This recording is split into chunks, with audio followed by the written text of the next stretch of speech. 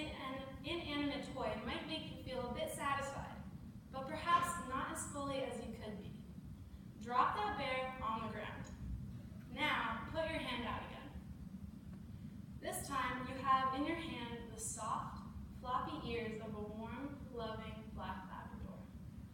He's awfully cute. This sensation is dramatically more heartwarming than the teddy bear was, right? Feel free to open your eyes now. My name is Reynolds, and I trained a therapy dog for my senior project. When I first began this class, I had an idea of what I wanted to do, but many of the pieces were missing. Time went on, and more ideas flowed through my head. One was to organize a marathon. Another was to start my own smoothie business. These were very real project possibilities for me, but neither of them lit my heart up the way I was expecting my project would. Then, one night at a Vespers service at the dorm, a very good friend of mine, Wendy and Bus, spoke about something that struck my interest: therapy dogs. Not to be confused with a therapy dog, not to be confused with a service dog. A therapy dog is one that might be trained to provide affection and comfort to people in hospitals, retirement homes, nursing homes, schools, hospices, disaster areas, and to assist people with different disorders. This was the spark I had been looking for. It's funny how the best ideas appear when you least expect them to. I barely knew anything about the process to become certified, but I already knew that this was going to be my passion for the next 8 months, if not more. I have always had dogs growing up, and anyone that knows me can vouch that when I say I truly love them, I'm not joking. This is a picture of me at age 7 with a dog. I'm not the only one in my family that loves dogs, though. This is a picture of me and my dad on his birthday last summer. My dad has never not had a canine friend. From Mojo to Dara to Nellie, he's always had a weird chemistry with dogs that I'd like to think I've inherited. A few years ago, I began to notice some changes in how my dad acted. He was always forgetting to pick me up from cheerleading practice, got confused about simple directions like how to write a phone number down, and even forgot my birthday. I don't actually know the last time he wished me a happy birthday. However, not a day went by where he let the dog go unfed, unwalked, or uncuddled. Time went on, his symptoms got worse, and it was suggested that something was seriously wrong. My dad was diagnosed with Korsakoff syndrome 2 years ago. This is a degenerative neurological disease that targets memory and motor skills. Do I miss him knowing who I am? Well, of course, tremendously. But after years of accepting this life, I've been blessed with the opportunity to help people just like my dad through angel work, a term I picked up from my project mentor. In October, I asked my friend Luke Frazier a question. Well, I actually didn't even finish the question before he responded, "I'm totally in." Just the answer I was looking for. This question was me asking permission to work with his black Labrador, Brody, in hopes of training him to become a therapy dog. Brody and I quickly began getting to know each other by going on many walks, or should I say, patiently waiting for him to sniff each patch of grass along the penny patch road. This was the first picture I ever took of Brody before our first walk. We kept walking, even in the worst weather conditions, but I knew that didn't suffice and that I was in need of some expert dog training help. Margot Langlots and I are a force to be reckoned with. She has never once doubted my ambitious goals and is truly an expert in her field. The first time I brought Brody over to her house, she pointed things out to me about him that had not even registered in my mind yet. One being his feelings towards his collar. For a long time, Brody was used to wearing a prong collar, which pokes into the neck of the dog when pulled. He eventually became scared of this, which was a huge red flag in the training process, because he would often scatter around when I tried to put his leash on. Quickly, I brought on using a martingale collar in hope that he would be less nervous when putting his leash on. Although it may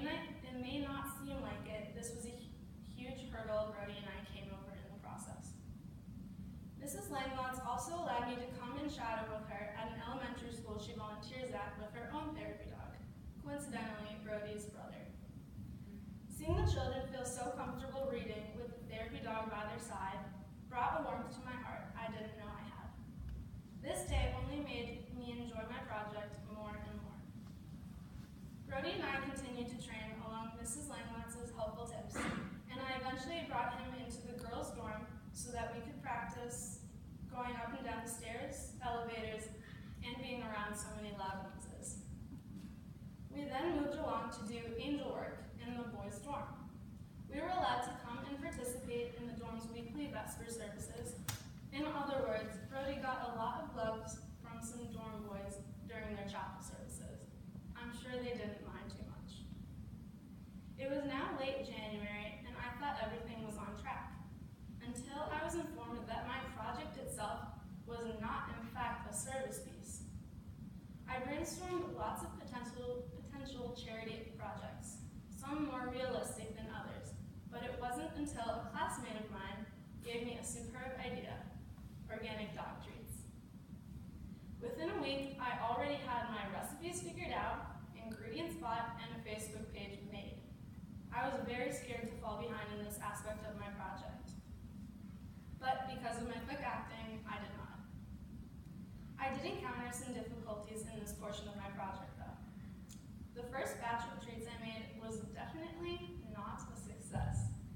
These supposedly delicious apple sweet potato dog treats came out goopy and incredibly unappetizing. It was time to go back to the drawing board, and eventually I ended up developing 3 healthy and delicious dog treats. These types were the carrot oat, the sweet potato, and the apple parsley treats. The treats were a hit not only because of their nutritional value, but the cause the proceeds were going to go to is one that lingers in the hearts of many people. All the proceeds of my service piece went to CHOP, or the Children's Hospital of Philadelphia. With the help of many Vernacular dog lovers, I was able to raise $380 that would go directly to CHOP via their online donation page. I chose to donate the money there because CHOP works with very experienced therapy dogs, which of course I support. I even looked into the application process to volunteer there. However, it's a lot more extensive than I was expecting it to be. I do hope to apply there as a therapy dog volunteer in the future, though.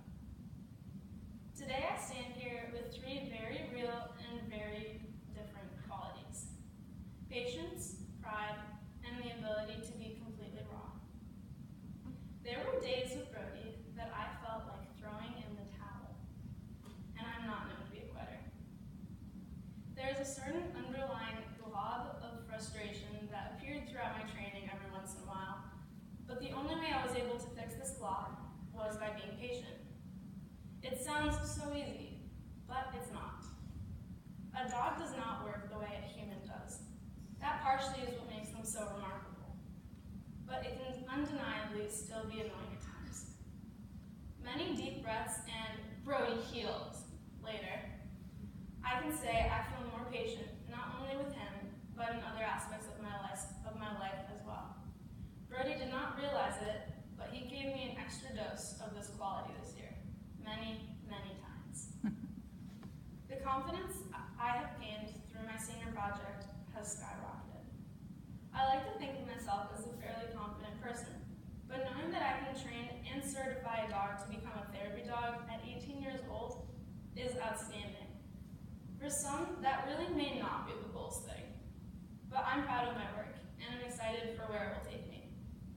I know that my project is not one that has just ended, but is one that literally has just begun, and I'm proud of that too. I hope to touch the lives of specifically people with forms of dementia. Conversations may be overwhelming and difficult to form for these patients, but the benevolence of a kind therapy dog puts all pressure aside for them, and that's the overall goal. Finally, the ability to be raw. What does that even mean? Perhaps that means a wound or being unnaturally exposed. My context of the word raw collaborates with the word heal. Months, days, even minutes ago, I was terrified to speak about my dad. Even to my friends, I would not be surprised if the majority of people in this room had no idea about his condition. But why would you?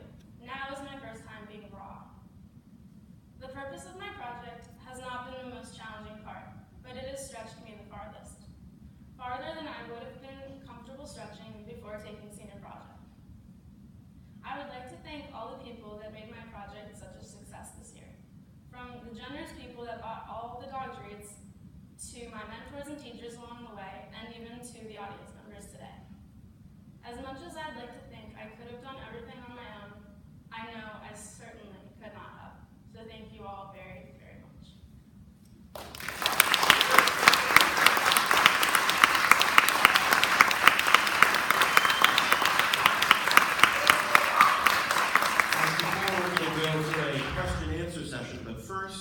She's going to go and collect a special visitor as he makes his way to the stage. So give her a second.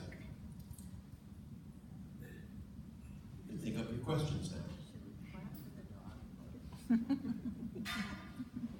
Should we clap for the dog, or would that bother the dog? I think we should ask Jamie that. That's a good question. Maybe we should be quiet.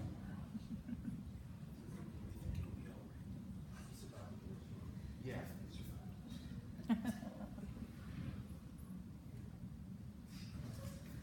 This is Brody.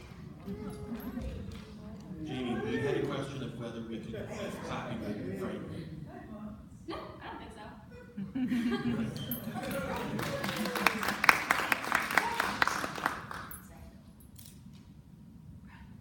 Sit. He's looking at his own right hand. Sit. Good boy. Up. Sit. Wait. This is a treat, by the way. Wait. Wait. Okay, I can take questions. Now. I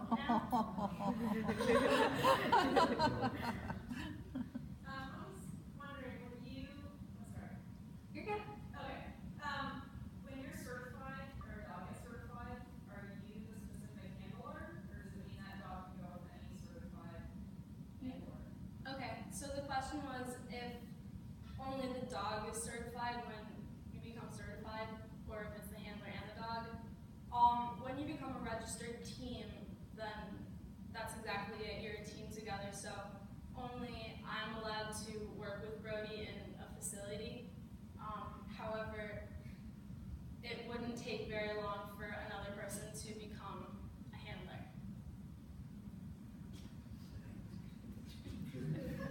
Yeah. So I've always heard that you can't teach an old dog new tricks. How old is Brody? And is it harder to teach an adult dog really than a puppy? And then adding on to that question, what specific tests did you have to do to get him certified? Okay, so the first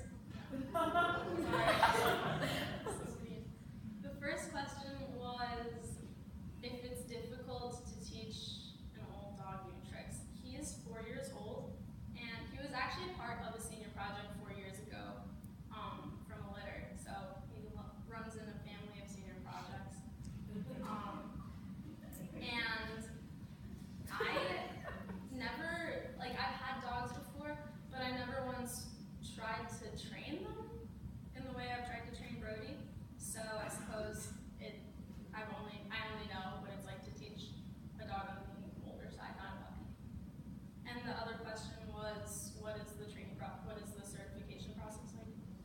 I had to go to 3 different evaluations to have Brody tested and certified. The first one, the lady that did the testing with me, her name is Peggy Crooked, yeah. And she brought her own dog, and we just had to do many different things that might be distractions to him. Like, she would walk by with her dog, I would walk by with Brody. We would, she would drop things on the ground and see if he would react. She would make loud noises to see if he would react. It's really eyeing. Let's see what else. And then further on, it became more, she let me kind of just work with the patients, and she was watching me, not exactly like by my side the whole time. So I would go, and Brody would do most of the work actually, and sit next to patients nicely and say hello, just let them pet him. So she was mostly looking for his self-control. Yes, Wendy? What was your favorite moment in one of those therapy sessions, say? Ooh, the question was what was my favorite moment in one of the therapy sessions? Trying to think of all the different people.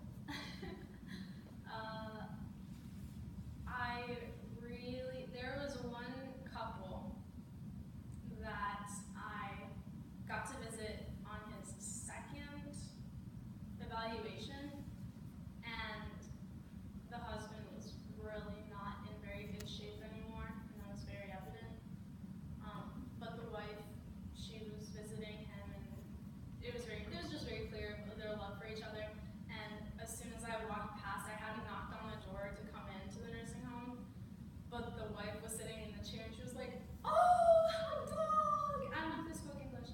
But they wanted me to bring Brody in, and they were so excited, like just the most excited I've ever seen people about it. And even though he wasn't able to necessarily communicate how excited he was, it really showed.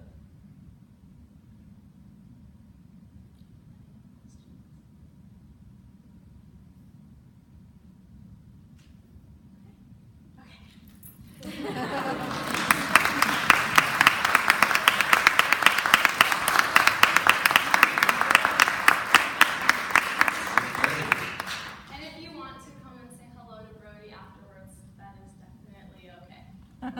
Yeah, you can come say hello to Brody or any of the other presenters.